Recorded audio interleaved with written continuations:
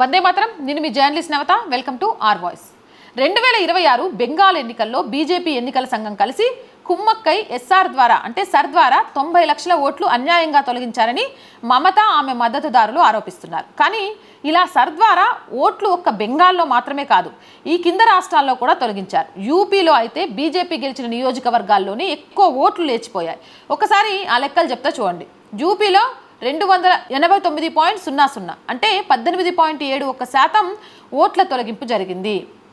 అలాగే తమిళనాడులో 102.00 అంటే 15.85%, గుజరాత్లో 77.69 15.28%, బెంగాల్లో 89 అంటే 12%, బీహార్లో 68.66 8.70%, మధ్యప్రదేశ్లో 45.11 7.86%, రాజస్థాన్లో 44.28 8.10%, కేరళలో 24.62 8.84%. అంటే పై డేటా చూస్తే బెంగాల్ కంటే యూపీ, తమిళనాడు, గుజరాత్లో చాలా ఎక్కువ శాతం తొలగించబడ్డాయి. కానీ ఆ రాష్ట్రాలు ఏవి బెంగాల్ రాష్ట్రం లాగా ఎన్నికల సంఘాన్ని సర్ మీద ఇంతలా విమర్శించడం లేదు. ఎందుకంటే ఆ రాష్ట్రాల్లో బెంగాల్లో లాగా జస్ట్ ముందు సంవత్సరంలో 75 లక్షలకు పైగా ఓట్లు సడన్గా పెరగలేదు. అంటే బెంగాల్లో 2016 అసెంబ్లీ ఎన్నికలకు 6.59 కోట్ల మొత్తం ఓట్లు ఉంటే అవి 2021 అసెంబ్లీ ఎన్నికల సమయానికి 7.34 లక్షల కోట్లు అయ్యాయి. 75 లక్షల కొత్త ఓట్లు జస్ట్ 5 సంవత్సరాల్లో గా పెరిగాయి. ఇన్ని లక్షల ఓట్లు సడన్ గా ఎలా పెరిగాయి అని అప్పుడు ఎవ్వరూ ప్రశ్నించలేదు. 2016 నుంచి 21 మధ్య మమతా ప్రభుత్వం విచ్చలవిడిగా అక్రమ వలసదారులకు ఓటర్ కార్డ్స్ ఇచ్చి పడేసింది. మొన్న సర్ జరిపినప్పుడు డూప్లికేట్ చనిపోయిన వారి ఓట్లతో పాటు ఇలా అక్రమంగా నమోదైన ఓట్లు కూడా గల్లంతవ్వడంతో మమత గోలబెడుతోంది. బెంగాల్లో బంగ్లాదేశ్ మరియు పాక్ నుంచి వచ్చిన అక్రమ వలసదారులు దాదాపు 1 కోటి మంది ఉన్నారని, కంట్రోలర్ ఆడిటర్ జనరల్ ప్రకారం 66 లక్షల ఫేక్ రేషన్ కార్డ్స్ ఉన్నాయని, బెంగాల్లో దొంగ నోట్ల చలామణి ఎక్కువగా ఉందని, వీటన్నిటి వెనకాల పాక్, ఐసిస్ మరియు ఆల్ ఖైదా ఉన్నాయని, కానీ ఓట్ల కోసం సిపిఎం అక్రమ వలసలు ప్రోత్సహిస్తూ దేశ భద్రతకు ప్రమాదం తెస్తుందని ఇదే మమత 2003-04 మధ్య పార్లమెంట్లో అతి ఉద్వేగంతో ఆవేశంతో ప్రసంగం చేసింది. అప్పుడు అధికారంలో ఉన్నది సిపిఎం కాబట్టి మమత ఈ ఆరోపణలన్నీ సిపిఎం మీద చేసింది.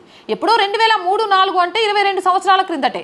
బెంగాల్లో పరిస్థితి ఇంత దారుణంగా ఉందని తెలిసినా మమత అధికారంలోకి వచ్చాక ఆ పరిస్థితిని సరిదిద్దే చర్యలు ఏమైనా తీసుకుందా అంటే లేదు. పైపెచ్చు అదే ఓటు బ్యాంకు కక్కుర్తితో దేశ భద్రత పనంగా పెట్టి సిపిఎం కంటే ఎక్కువ అక్రమ వలసలు ప్రోత్సహించింది. వారికి రేషన్ కార్డులు, ఓటర్ కార్డులు, ప్రభుత్వ పథకాలు, ఆఖరికి ప్రభుత్వ ఉద్యోగాలు కూడా కట్టబెట్టే పరిస్థితికి తీసుకొచ్చింది.